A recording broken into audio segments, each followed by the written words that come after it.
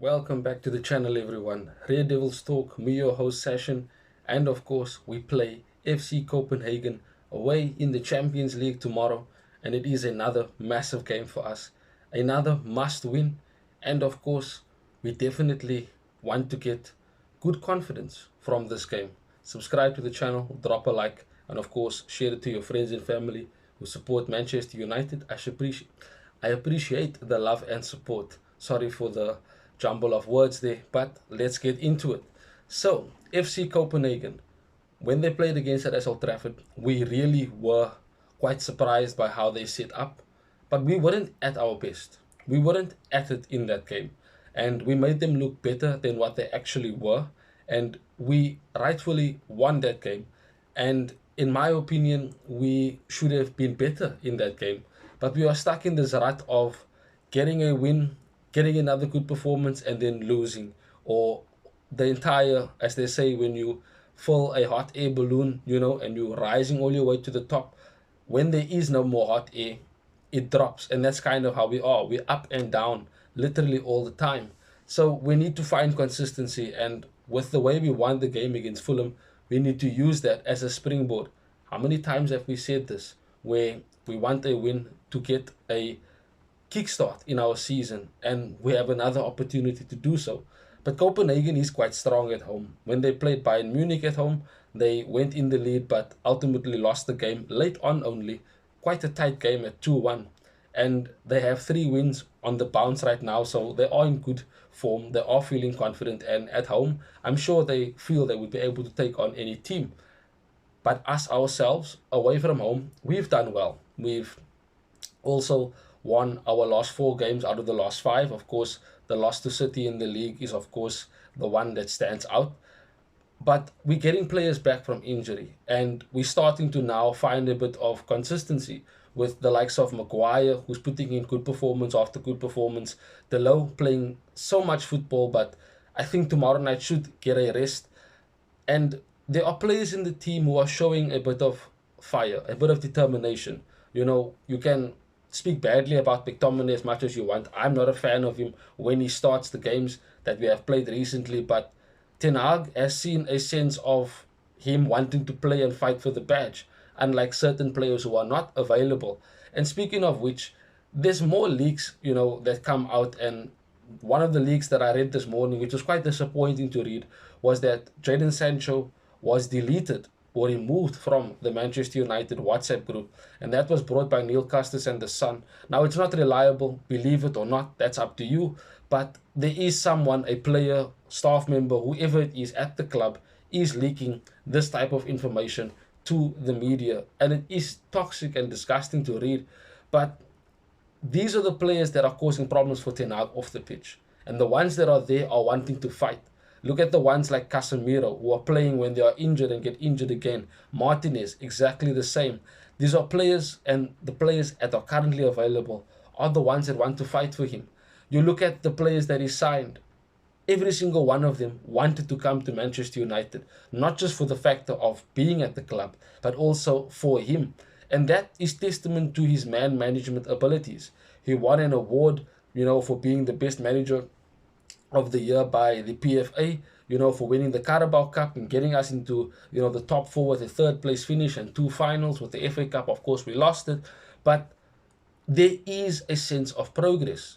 We might not be performing that well, but we have the same amount of wins as Arsenal, who are in a title race. We are supposedly performing less than what Brighton is, and yet we are the ones in a crisis. Chelsea only yet got a win last night, and yet nobody's talking about their crisis, and they are below us in the table. So our problems are big, but it's not as big as what it could be. And with everything happening off the pitch, that is exactly what is causing the problems on the pitch, because there's no confidence off the pitch.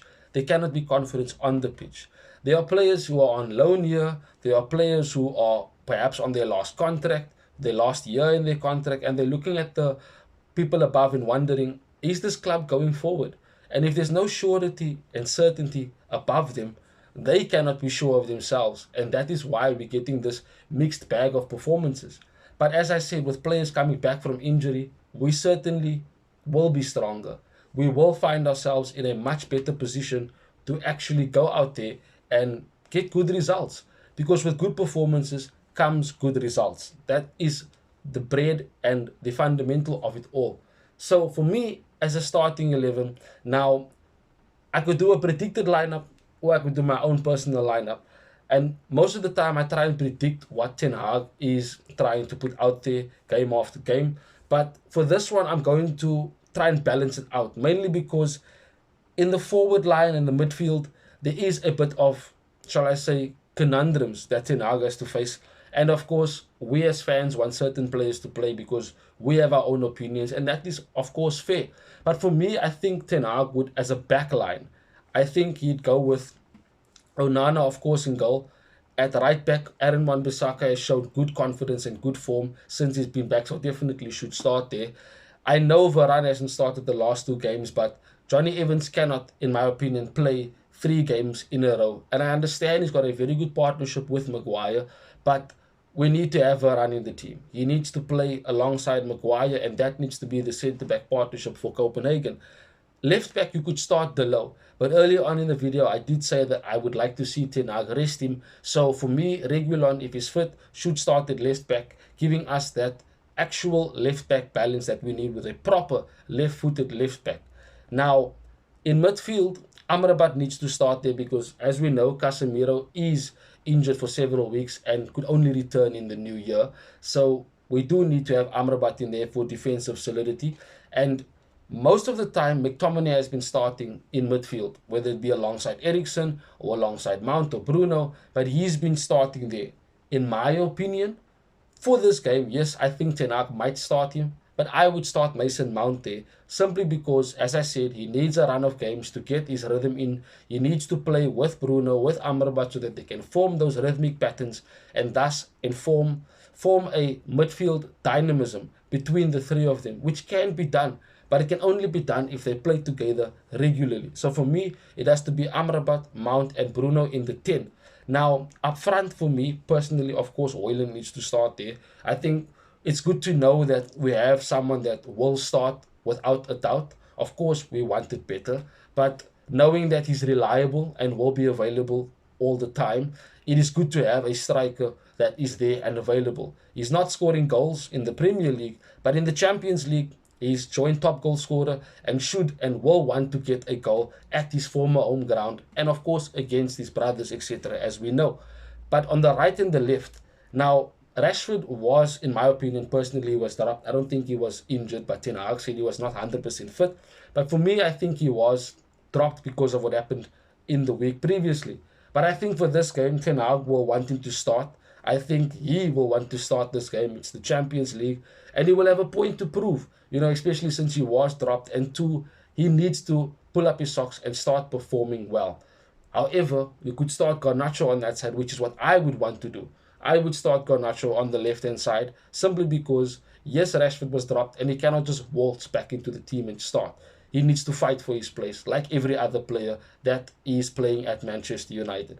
On the right-hand side, same goes for Anthony. I would start Pelistri on the right-hand side and not Anthony. Now, of course, you could start Mount on the right-hand side and bring in McTominay in midfield alongside Amrabat or even Eriksen alongside Amrabat.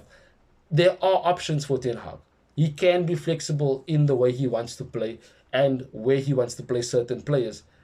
But it will be down to the performance and how we approach this game. We need to be clinical when we get the chances to finish. We haven't been scoring goals, and we cannot rely on moments in games to win games.